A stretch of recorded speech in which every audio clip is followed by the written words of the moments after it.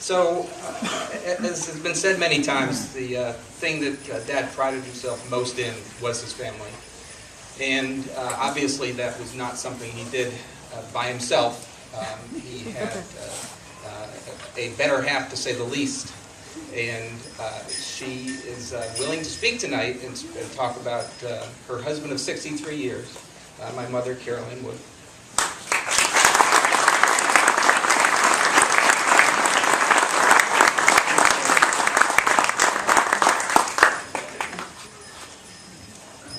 I want to thank you all for coming.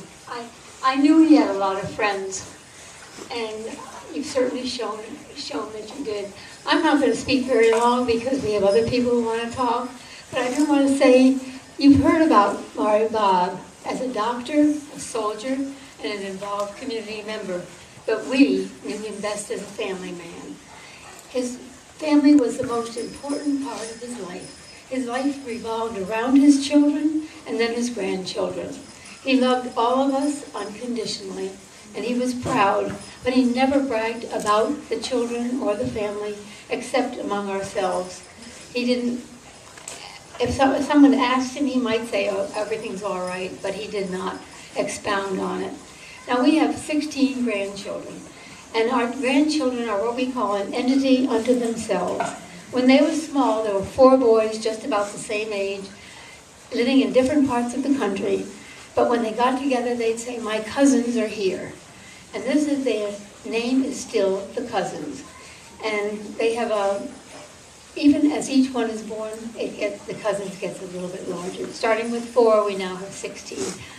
But yesterday, we had a wonderful example of what the Cousins mean to each other and to Bob. 15 of them played wiffle ball. Now this is from 10 years old to 29, and they played for probably 2 hours, having the best time together as the Cousins. And it would have made Bob so happy and so proud to see them all together today, especially honoring them. Now several of the Cousins have wanted to say just a few words about their beloved grandfather.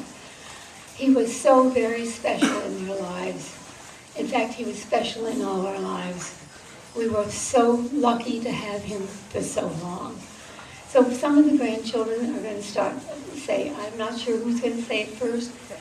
I think the first are Nancy's children.